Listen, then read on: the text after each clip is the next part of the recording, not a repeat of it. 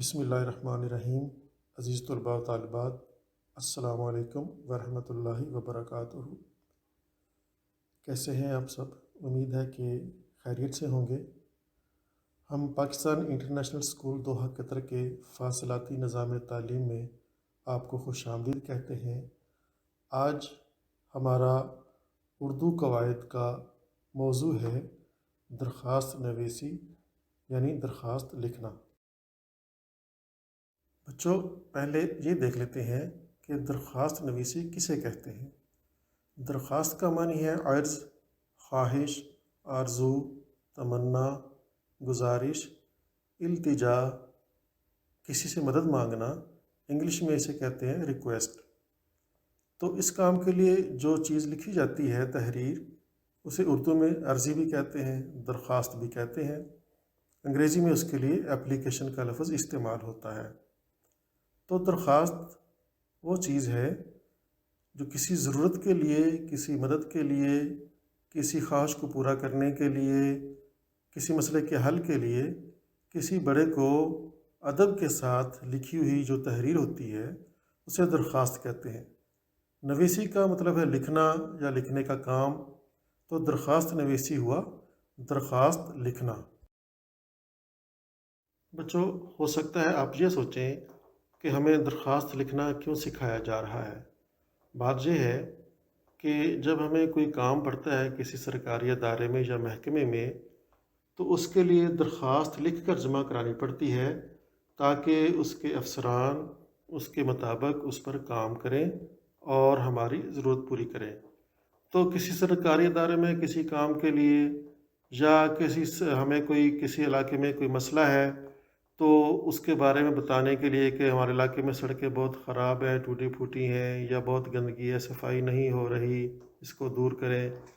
یا کسی ادارے میں ہمیں کوئی چیز کی ضرورت ہے، جیسے کوئی پاسپورٹ حاصل کرنا ہو یا کوئی کارڈ حاصل کرنا ہو، یا کوئی شخص کس جگہ پر کام کرتا ہے تو کسی مجبوری کی وجہ سے اس کو چھٹی کی ضرورت ہے، یا ہم کسی اسکول سے یا ادارے سے کوئی میڈیکل سرٹیفکیٹ یا اسکول چھوڑنے کا سرٹیفکیٹ وغیرہ حاصل کرنا چاہتے ہیں، یا کوئی اور ہم اپنے علاقے میں کوئی اچھی سہولت یا فائدہ حاصل کرنا چاہتے ہیں، جیسے کوئی پارک بنوانا چاہتے ہیں، تو اس مقصد کے لیے ہم اس ادارے یا محکمے میں ایک درخواست لکھ کر جمع کرواتے ہیں جس پر وہ ادارہ یا محکمہ کام کرتا ہے۔ بچوں، ابھی آپ اسکول میں تعلیم حاصل کر رہے ہیں، تو اسکول میں ایسے کئی معاملات آپ کو پیش آ سکتے ہیں جس کے لیے درخواست جمع کرانے کی ضرورت پڑ سکتی ہے۔ مثلاً کسی مجبوری کی وجہ سے فیس معاف کرانا چاہتے ہیں، یا کسی غلطی کی وجہ سے جرمانہ ہو گیا تو وہ جرمانہ معاف کرانا چاہتے ہیں، بیماری کی وجہ سے آپ اسکول سے چھٹی کرنا چاہتے ہیں، یا کسی ضروری کام کی وجہ سے چھٹی کرنا چاہتے ہیں، یا آپ چاہتے ہیں کہ اسکول کسی مقام، تفریحی مقام کی سیر کروائے، یا کوئی کسی اسکول دوسرے اسکول کے ساتھ ان کا کوئی میچ رکھا جائے، یا اسکول کے اندر آپ کسی قسم کی سہولت چاہتے ہیں جیسے کوئی لائبریری ہو یا کھیل کا میدان ہو، یا آپ کو اگر کوئی مسئلہ ہے اسکول میں اس کو دور کرانا چاہتے ہیں، جیسے فرنیچر خراب ہے تو اس کو درست کروانا چاہتے ہیں۔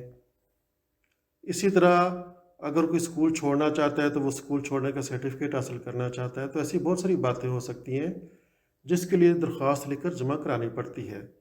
تو اس لیے یہ بہت ضروری ہے کہ آپ درخواست لکھنا سیکھیں، تو ایسا اگر کوئی بھی مسئلہ آئے تو آپ خود درخواست لکھ کر جمع کروا سکیں اور اپنا مقصد پورا کر سکیں۔ اب یہ دیکھتے ہیں کہ درخواست لکھی کیسے جاتی ہے، درخواست لکھنے کا کیا طریقہ ہے۔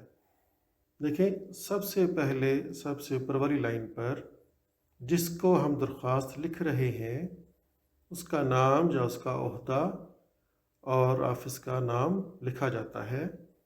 اس کے بعد اس کے نیچے والی لائن میں دائیں طرف ایک احترام کے ساتھ احترامی لفظ لکھا جاتا ہے، جیسے جناب عالی ہے۔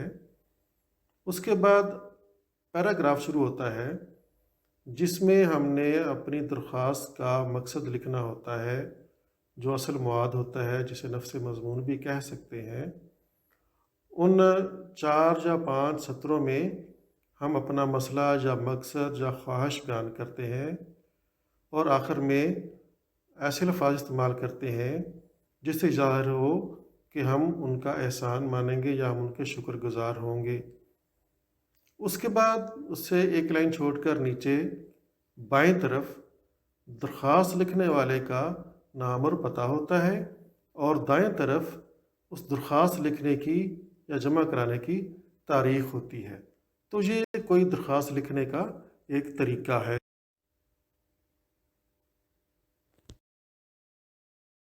تو بچوں، آج ہم سب سے پہلے مشق کرتے ہیں کہ ہمیں گھر میں کوئی ضروری کام ہے جس کی وجہ سے ہم اسکول نہیں آ سکتے، تو اس کے لیے ہمیں چھٹی چاہیے۔ تو اس وجہ سے ہم پرنسپل کے نام ایک درخواست لکھتے ہیں۔ آپ کے سامنے یہ آپ کی کاپی کے ایک صفحے کا نمونہ ہے۔ اس کے صفحے کے دونوں طرف حاشیہ ہے جو ضرور ہونا چاہیے۔ سب سے اوپر صفحے کا نمبر، اس کے نیچے جماعت کا کام، اور بائیں طرف اس کام کی تاریخ ہے۔ اس کے بعد پہلی لائن میں سوال ہے، پرنسپل کے نام ضروری کام کی وجہ سے چھٹی کی درخواست لکھیں۔ یہ تو ہو گیا سوال یا درخواست کا نام۔ اس کے بعد جو پہلی لائن ہے، جیسے پہلے کہا کہ جس کو درخواست لکھنی ہے ان کا نام یا عہدہ لکھا جائے گا، تو دائیں طرف سے جو حاشیے کی لائن ہے اس سے تقریباً ایک یا دو لفظوں کی جگہ چھوڑ کر آپ لکھنا شروع کریں گے بخدمت۔ لفظ خدمت آپ نے لکھا، پڑھا اور سنا ہوگا، اس سے پہلے بے لگائیں گے، بخدمت جناب principal Pakistan international school Doha Qatar. تو یہ ہو گیا جس کو ہم درخواست لکھ رہے ہیں ان کا نام، ان کے آفس کا نام۔ اس کے بعد دائیں طرف بخدمت کے بالکل نیچے آپ اگلی لائن میں لکھیں گے جناب عالی۔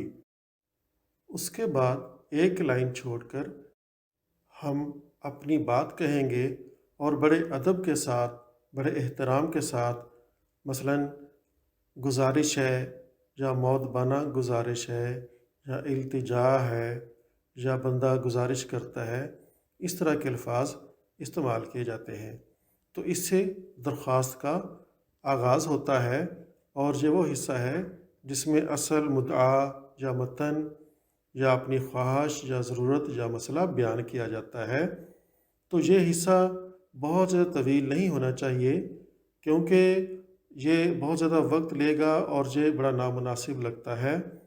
اس لیے صرف ضروری بات چند جملوں میں اس میں بیان کر دینی چاہیے، اور اس کے بعد اپنا مسئلہ بیان کرنے کے بعد اگلے دو جملوں میں بتانا چاہیے کہ یہ مسئلہ اس طریقے سے حل کیا جائے، اور آخر میں ان کا شکریہ ادا کرنا چاہیے کہ میں آپ کا شکر گزار ہوں گا، عین نوازش ہوگی وغیرہ۔ اس طرح کے الفاظ سے یہ پیراگراف ختم کرنا چاہیے۔ اس کے بعد ایک لائن چھوڑ کر بائیں طرف آپ نے لکھنا ہے العارض۔ اس کا مطلب ہے عرض کرنے والا یا درخواست دینے والا۔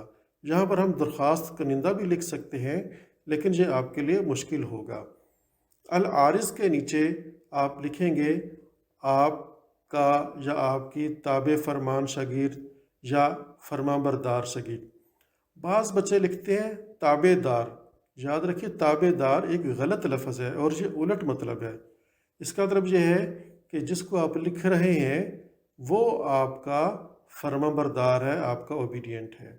تو تابع دار غلط لفظ ہے، تابع فرمان لکھیے یا فرمان بردار لکھیے۔ تو آپ کا فرمان بردار شاگرد، اس سے نیچے والی لائن میں اپنا نام لکھیے، یا نام کی جگہ الف بے جیم بھی لکھ سکتے ہیں۔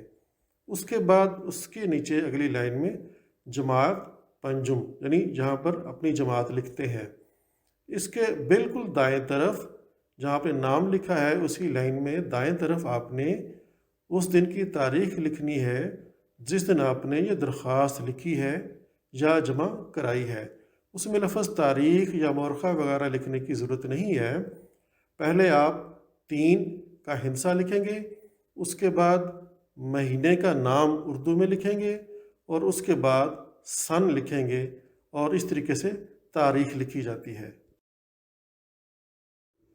بچوں، پیچھے جو آپ کو ایک درخواست کا خاکہ دکھایا گیا تھا، یہ اب اس کی مکمل شکل ہے۔ اب آپ دیکھ سکتے ہیں کہ ایک مکمل درخواست کس شکل میں اور کس انداز میں لکھی جاتی ہے۔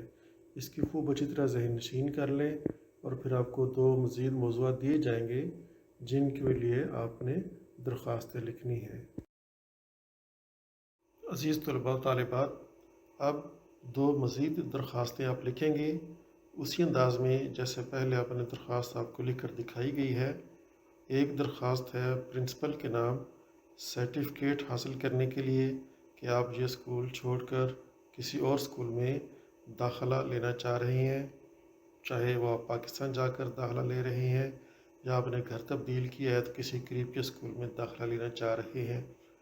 اور دوسری درخواست ہے پرنسپل کے نام جرمانے کی معافی کے لیے کہ آپ نے کوئی غلطی کی تھی اور آپ کو جرمانہ ہوا تھا، آپ وہ جرمانہ معاف کرانا چاہتے ہیں، تو اس کے لیے آپ درخواست لکھیے۔ مجھے امید ہے کہ آپ دونوں درخواستیں بہت اچھے طریقے سے لکھ سکیں گے انشاءاللہ۔ تو عزیز طلباء طالبات، مجھے امید ہے کہ آپ خوب اچھی طرح سمجھ گئے ہوں گے کہ درخواست کیسے لکھی جاتی ہے۔ تو مزید 2 درخواستیں جو آپ کو بتائی گئی ہیں وہ آپ لکھ کر اپنے استاد کو دکھائیں گے۔ مجھے امید ہے کہ آپ بہت اچھے طریقے سے لکھ سکیں گے۔ آپ کے اساتذہ آپ کی رہنمائی کریں گے، کوئی بھی مشکل ہو وہ آپ کو بتائیں گے۔ اور اب مجھے اجازت دیجیے۔ اللہ آپ کا حامی و ناصر ہو۔ اللہ حافظ۔ السلام علیکم ورحمۃ اللہ وبرکاتہ۔